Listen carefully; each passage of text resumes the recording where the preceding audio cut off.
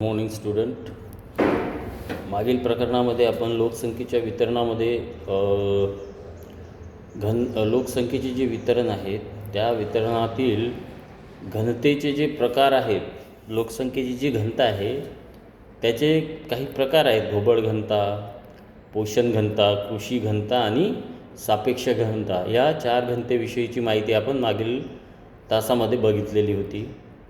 आता आपण या लोकसंख्येचे जे वितरण आहे, पृथ्वीवर सर्वत्र लोकसंख्येचे वितरण हे समसमान नाही, तर कुठे घनता जास्त आहे, कुठे लोकसंख्या कमी आहे, बरोबर आहे. तर त्या संदर्भात आपण आज माहिती पाहणार आहोत. तर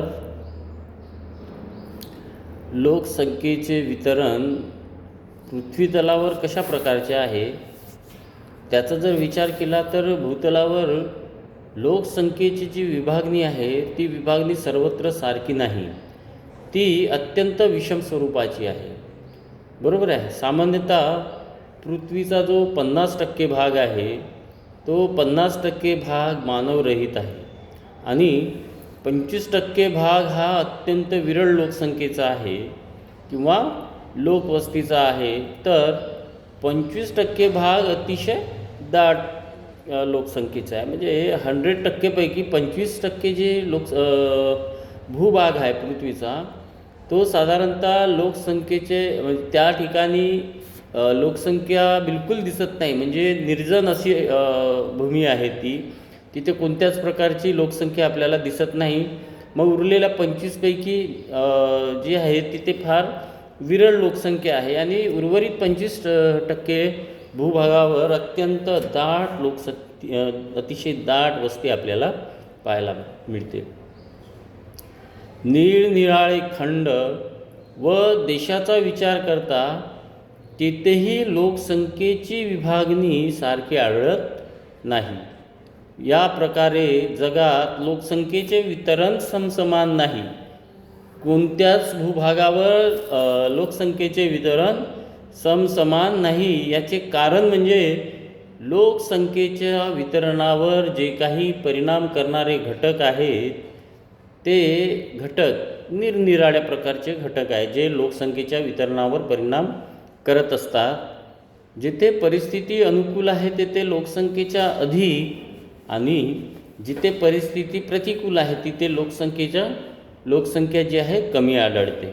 मग लोकसंख्येच्या वितरणावर परिणाम करणारे जे घटक आहेत ते घटक आपण पाहू. तर लोकसंख्येच्या वितरणावर भौगोलिक, आर्थिक, धार्मिक, राजकीय व सामाजिक घटकांचा परिणाम होत असतो. म्हणजे पृथ्वीवरील जी लोकसंख्या आहे त्या लोकसंख्येच्या वितरणावर सामाजिक, आर्थिक, भौगोलिक आणि धार्मिकसुद्धा घटकांचा फार मोठ्या प्रमाणे प्रभाव पडत असल्याचे आपल्याला पाहायला मिळते. मग भौगोलिक घटकाचा जर विचार केला, भौगोलिक घटक म्हणजेच प्राकृतिक घटक, भौगोलिक घटकांचा जर विचार केला तर कोणत्याही प्रदेशातील लोकसंख्येच्या वितरणावर भौगोलिक घटकांचा फार मोठ्या प्रमाणात प्रभाव पडत असतो. यामध्ये साधारणतः भूपृष्ठ म्हणजे पृथ्वीची भूपृष्ठ रचना, हवामान, पाणीपुरवठा, खनिज संपत्ती, त्यानंतर नैसर्गिक वनस्पती इत्यादी बाबींचा यात समावेश होतो. कशामध्ये? भौगोलिक घटकामध्ये. मग साधारणतः पहिला आहे भूरचना. याला प्राकृतिक रचना किंवा रिलीफ म्हणतो आपण. तर भूरचना किंवा प्राकृतिक रचनेचा लोकसंख्येच्या वितरणावर मोठ्या प्रमाणात परिणाम होतो. पृथ्वीची भूरचना सर्वत्र समान नाही. पृथ्वीचा काही भाग हा पर्वतीय आहे, काही भाग पठारी आहे, तर काही भाग मैदानी आहे. मग या भूपृष्ठ रचनेचा लोकसंख्येच्या वितरणावर वेगवेगळ्या प्रकारे परिणाम झालेला आपल्याला पाहायला मिळतो. मग भूरचनेमध्ये पहिला आहे पर्वत. मग पर्वतीय प्रदेशातील जी भूरचना आहे अतिशय ओबडधोबड असते. तेथील जास्त उंची, तीव्र उतार, खडकाळ जमीन, जंगलाचं प्रमाण जास्त, प्रदेशाची दुर्गमता यामुळे पर्वतीय प्रदेशातील जी शेती आहे, उद्योगधंदे आहेत किंवा वाहतुकीचा विकास वाहतुकीचा विकास, उद्योगधंदे यांचं त्या ठिकाणी विकास झालेला आपल्याला पाहायला मिळत नाही.